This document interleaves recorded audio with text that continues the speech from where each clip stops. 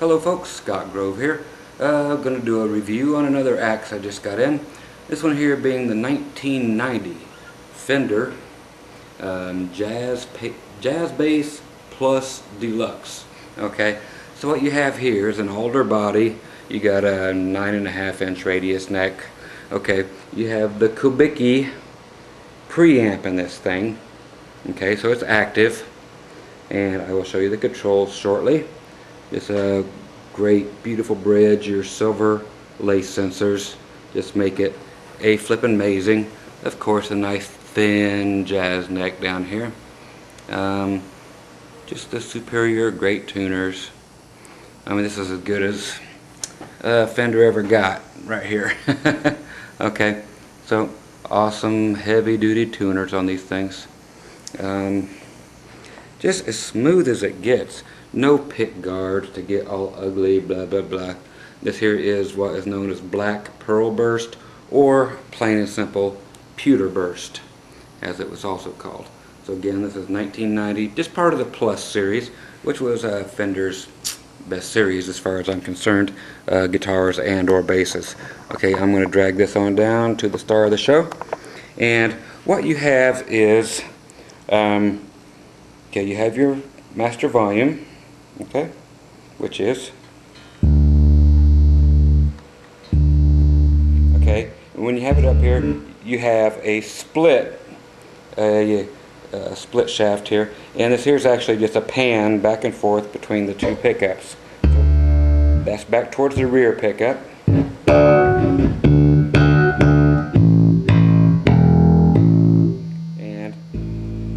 Goes up towards just the front pickup here, rear neck pickup. Yes, I use a compressor. Okay, so I stick it right in between the two. Okay, you have bass on the outside, so here's no bass. Up to full bass. I do have that compressor set heavy because I like it that way. High end, here's your treble. There's none. All the way up to wide open.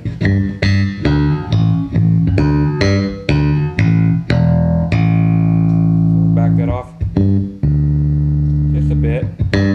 Put a little crispy in there. Okay, now what we have here is interesting. It's a 4-way switch. It's notched, so you hear it clicking. When it's all the way up this way, it is passive, so your batteries are no longer in the mix.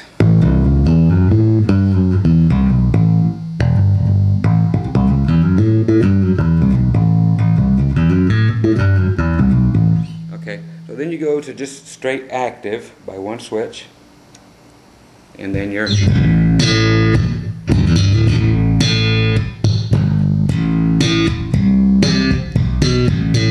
then you go, the next one is active but in series by clicking it again.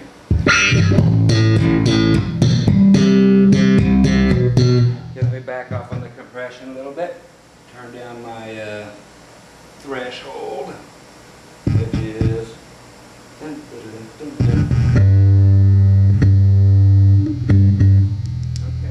so there we go.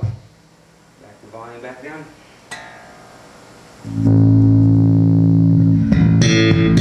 Okay, so kick back on that a little bit. So now we are in a series, a little bit less compression, so it'll be more natural sounding. And then finally it goes to off. Okay, fourth position is just off, so you can keep it plugged in and it does not drain your battery. Okay, so that is basically it. It is, like I said, 9-volt back air, it's active, and you have all these different tonal options. Again, here we are in passive mode.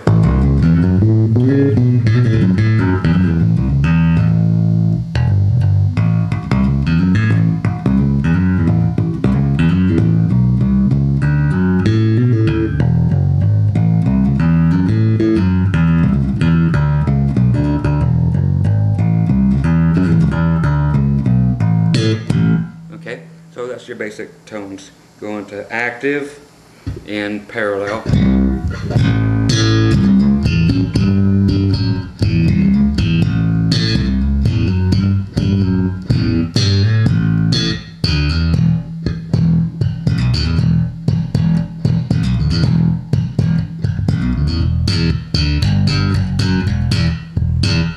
Okay, and then if you go to the series, which I like, the next switch.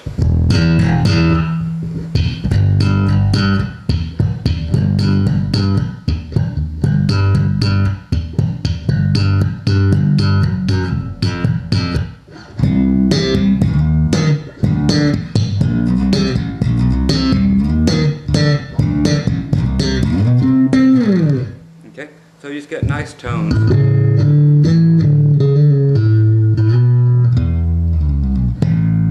Okay, so there's basically what you got if you're a pick player. Okay, we'll grab the pick and give you some just sonic fun stuff.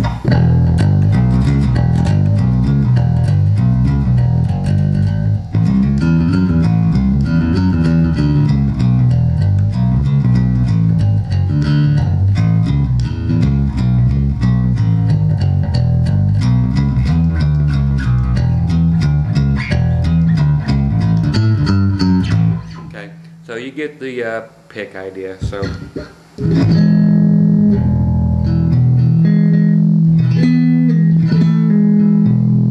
it's extremely clean bass. And of course for the slapping and funkin', if you go back to the bridge pickup all by itself, it loses it. Go to just the neck pickup. It still has something, but it just something about a jazz bass, no matter how futuristic it is with all the fun electronics. Both of them on, both of them wide open, is just always the key to a jazz bass.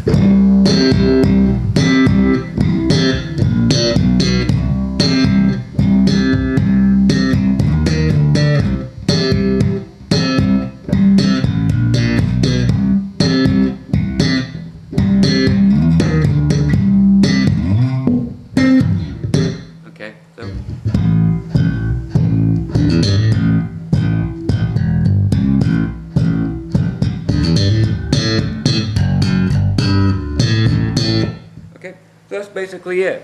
So that is your Fender, this is 1990 Fender Jazz Bass Plus Deluxe. Again, it's with the Kubicki active electronics, and it's just as cool as it gets.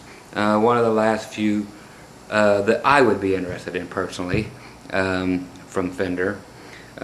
Just had to have it, match some of my other Strats and so forth with the finish, and it's just clean as all get out.